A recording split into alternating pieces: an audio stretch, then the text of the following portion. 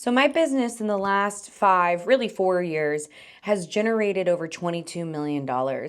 And as I sit down to share this with you, and I want to share some of the biggest lessons I've learned along the way because I feel like you could learn a lot from them and they could save you probably some heartache. But as I sit down to share this, what I'm realizing is it feels very different from any of the videos I've made before, in part because I've personally never really resonated with very many founders' stories. So people who build businesses, when they share their story, they often share about how they just like knew. They knew they were meant for something. They knew that they were, on a mission. They had a reason. They had some sort of like beacon, North Star thing. And for me, it actually kind of kept me from shying away from building a business for a long time because I felt like I didn't have this thing that so many people say that they feel like they have.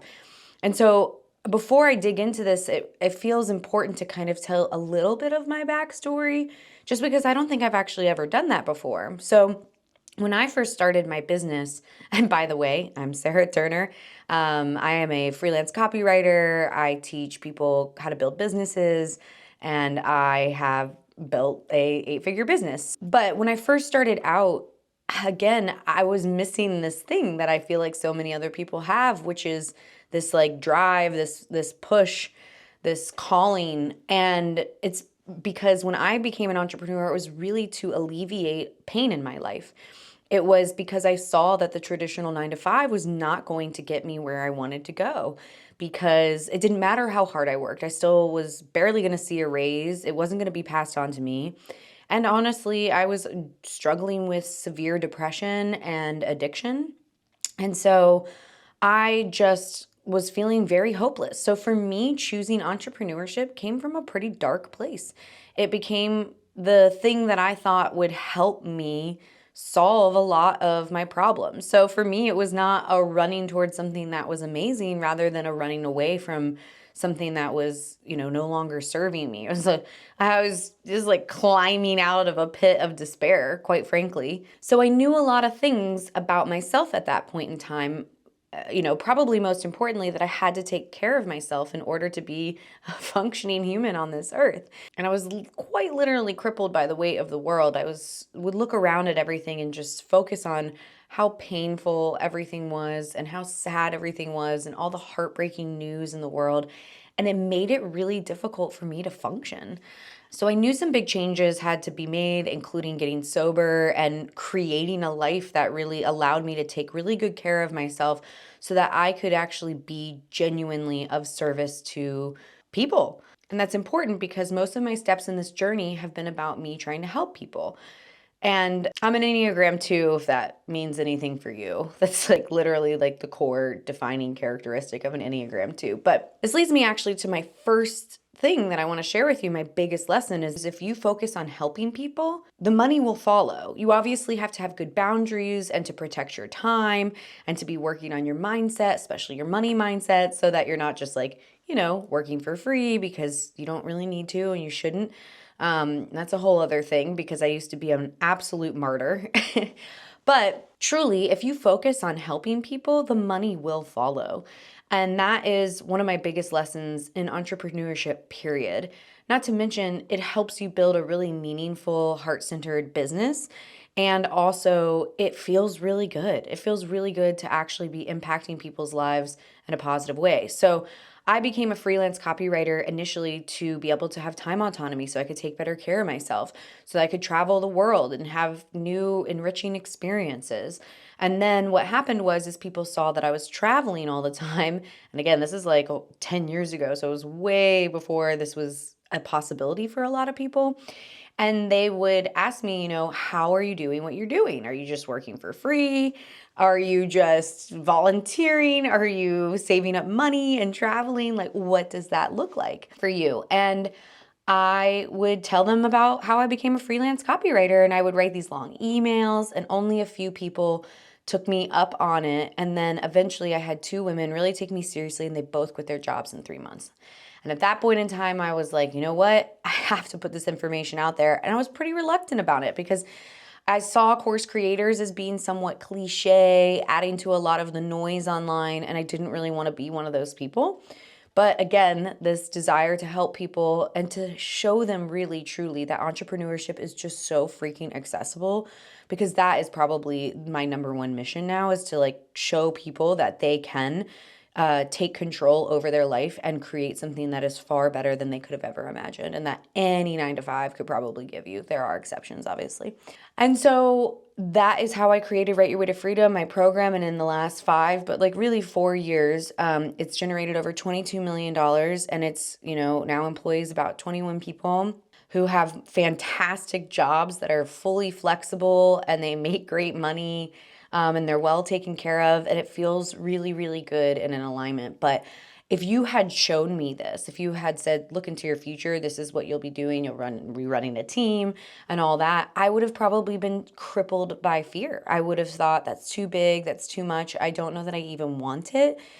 And I might have slowed down or stopped or or been really, really scared. And I want to share this story because it's important to know that this can be your story too. You don't have to know exactly where you're going. You don't have to have a big North Star, a big mission. It can be that you're just trying to alleviate some of the pain in your life. You want to make it so that you want to get out of bed in the morning.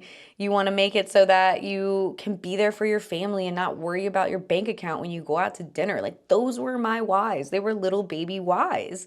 And that can be somebody else's why too. That can be your why too. So back to the things that I've learned in this journey, the main thing being that helping people is key. If you create something that is truly helpful and you are working on kind of your, what I like to call your business owner mindset, meaning that you're still making sure that you are protecting your time and valuing your time and not being a martyr, you will build something that the money will follow. Like, that's how it was in copywriting. I just tried my best to really help people struggling with chronic illness through my doctor clients, and the money follows. It really does. And this is also how you avoid, the get rich quick schemes that are out there, which tend to disappear as quickly as they appear. And also, it's how you create a business that's truly based in meaning, which I'm a big, big believer in, because money will only motivate you to a point, at least me. Like, money is not my number one motivator. For me, meaning is, and purpose. But again, I had to discover my purpose through the process. So I didn't have a purpose, like this big purpose starting out. The number 2 thing I've learned in this journey is that you do not need to hustle. The hustle culture is dead. Like, there are so many opportunities where you can set up a life that allows you to have wonderful time autonomy and control over your time so that you can spend it with your family or however it is. I am a big hobbyist. I have lots of hobbies. Not so much now that I have a son and a second one on the way, but I used to sail, I used to pole dance, and those will come back. Have been pregnant for a long time, but those things were important to me. They gave me life and they gave me connection and friendships, and those were the things that I wanted to prioritize. I didn't want to work 40 hours a week, and you definitely don't have to. So this is my second lesson, is you do not need to subscribe to this hustle culture. I think there's a pervasive thing among entrepreneurs where they love to they get to a place where they built something and it's hard. Like, it's definitely hard. But what happens is they start to like pat themselves on the back and think, okay, I'm amazing. I've built this thing, and now it's something that is really hard and unattainable by most, whereas I have just come to believe that it is attainable by most. And so what they do is they kind of perpetuate this idea that the only way to get it is through a certain number of attributes or skills, or just hustling until you reach burnout. And I have discovered that that's absolutely not true, especially in working with the Write Your Way to Freedom students. Over 6,000 students have come through my program now, and most of them are moms who want a better life balance so that they can just be there for their families and have a better life for their families. Which brings me to point number 3, is that yes, you don't need to hustle, but there will be seasons of hustle. You have to work hard and you have to be resilient.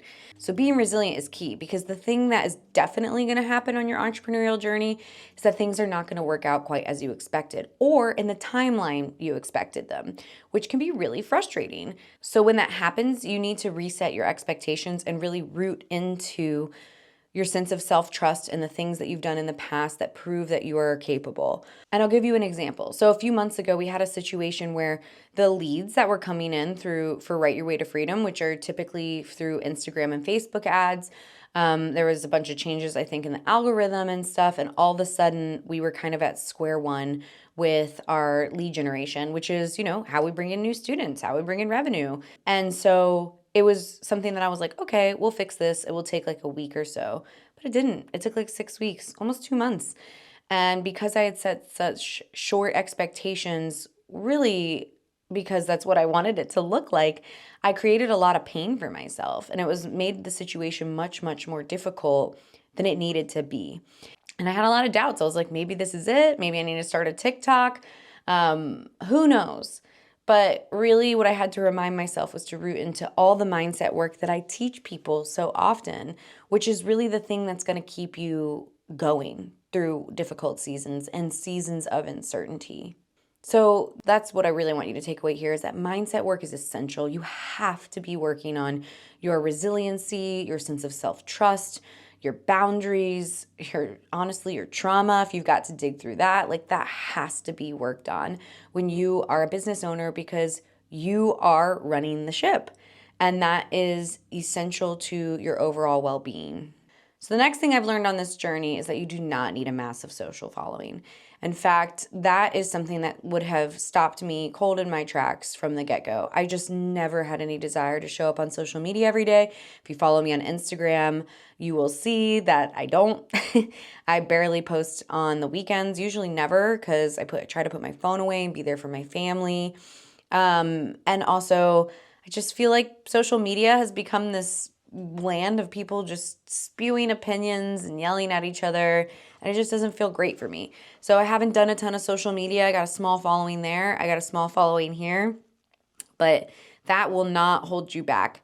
There are lots of other options. I do have a lot of people on my email list, over 500,000 people, and a very, very engaged audience with about a 40 to 60% open rate of every email. And so that's been my primary form of marketing as well as ads. So you don't need a big social media following. You don't need to be posting reels every day. And I say that to Sarah 5 years ago because she thought she was going to have to be at the complete mercy of algorithms and social media platforms. And it was just not something she was interested in. The other thing that I would say that you need to know is that you do eventually need a team. That was something that I was really reluctant to admit and deal with. And I was just so scared. I was so scared to be a leader. I was scared really to have their income be what I consider kind of my responsibility. That terrified me. And I was hesitant for a long time to build a team, but building a team ended up being one of the best things that I have ever done. It is so much more fun to collaborate and also to work with people who are of a similar mindset as you. So these are some of my favorite humans on the planet. But I will say it's difficult. Managing a team comes with its heartaches. I hired someone recently that was not a good fit and actually caused some harm. And that was really painful. That was super painful, caused a little bit of an existential crisis in me because I think of myself as a pretty good picker of personalities. And it's just part of the journey. But again, picking a team and building a team and growing a team was not something that I ever thought that I would do. And but you learn as you go and you really grow into things along the way. And that is what I really hope you take away from that. Now, the next two things are the two things that I think have helped me the most on this journey. So the first one is it is so important in the world of entrepreneurship to listen to the advice of worthy mentors, of people who have been where you've been, and to take the valuable tidbits of information and to leave the rest. A mistake I see a lot of newbie entrepreneurs making is that they throw the baby out with the bathwater, let's say. They will ignore the advice or expertise of a particular group of people. I mean, you know me, I love to talk about the bro-preneurs and how annoying they are, but I also love to go to their events and their masterminds and to learn from them because they are unabashedly just unafraid of doing big things and learning from them. And so I love to go there, see what value I can take, and then leave what doesn't work for me because a lot doesn't resonate. A lot of how they run business, and I'm making massive generalizations here, but a lot of how they run business is just like how I would never run business. I just would not be so, I don't know, like fast and loose. I'm much more meticulous, methodical, and careful. But that doesn't mean I can't learn from them. So take what works and leave the rest. That is one of the best ways to get value out of pretty much every interaction. And I think in today's world where everybody is so divided, they are so quick to ignore people who have really good, beautiful, eloquent thoughts. And cultivating your ability to hear information that you don't agree with, but finding what valuable tidbits are in it, I really think is one of the main things that has helped me grow as fast as I've grown, quite frankly. So I would love to encourage you to do that. You don't have to agree. In fact, you shouldn't agree with everything a person says, but that doesn't mean that they don't have so many nuggets of wisdom that you can walk away with. So I want to encourage you to push back on the tendency to shut people out when they say something that rubs you the wrong way. Okay, now the last one is almost a little difficult to put into words, but I've been working on it with so many of my mentees that I think I've got it. So stick with me here. And that's to cultivate your knowing the difference between intuition and fear. So fear comes up when we are trying to avoid pain, right? Oftentimes we're trying to avoid doing something that's just outside of our comfort zone, right? But that fear that I'm specifically talking about is a certain type of fear. It's the fear that's keeping you away from something that's not meant for you. So, for example, when you're a new freelancer and you have a client and all of a sudden you feel this nervousness and resistance and you're thinking, is it because this is new and scary? But it's my intuition that is pulling me towards it because I know it's good for me? Or is it fear trying to tell me to run the other direction because this is a massive red flag client? But depending on the situation, it can be really hard to differentiate. Is this intuition pulling me in the right direction? Or is this fear keeping me away from something that is actually not meant for me? One of my favorite questions that I love to ask to differentiate between these two feelings, because they can feel very similar, comes from my dear friend Emily Pennystone, who's a mindset coach. And the questions are, does this make me feel big or does this make me feel small? So trying to figure out if you get to the other side of maybe saying yes to that client, for example, do I feel proud? Am I excited that I have this client and I overcame fear and now I, get to grow because of it? Or do I feel small and I accepted it because I'm worried about paying my bills and I'm worried about where that next paycheck comes from? And so again, with both, you might experience resistance, imposter syndrome, procrastination, and just not know like what is the right way to go. But if you ask those two questions, does it make me feel big or does it make me feel small? You can usually distinguish between intuition pulling you in the right direction and fear trying to keep you safe from something that is not going to serve you. It's especially tricky because sometimes fear is trying to keep you safe by keeping you from not making any changes. So I want to leave you with that because those questions have truly helped me differentiate between what the right next move is on so many occasions. Now, I hope this helps. Again, this is super different, but when I created the title of this video of over 22 million generated, I just was like, you know what?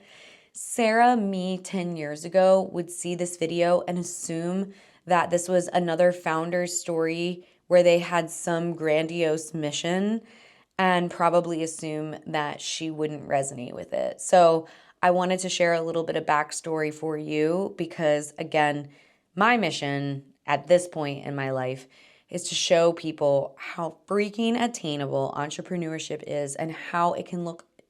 You can craft it to be exactly what you want it to be. If you want to hustle your butt off, you can also hustle your butt off. There are a lot of people doing that too. But there are so many options, and the things that you want in your life probably lay outside the 9 to 5. So go for it. Take that next baby step. It is absolutely okay if taking that next baby step means that you are just alleviating some pain in your life. That's okay too. Maybe you just want to be debt free. Maybe you just want to be excited to get out of bed in the morning. Ugh, I feel for you. I feel for you if that's the case. But entrepreneurship holds a lot of answers for those feelings as well. So, anyway, I hope this helps. Go ahead and hit that thumbs up button if it does. Please don't forget to subscribe.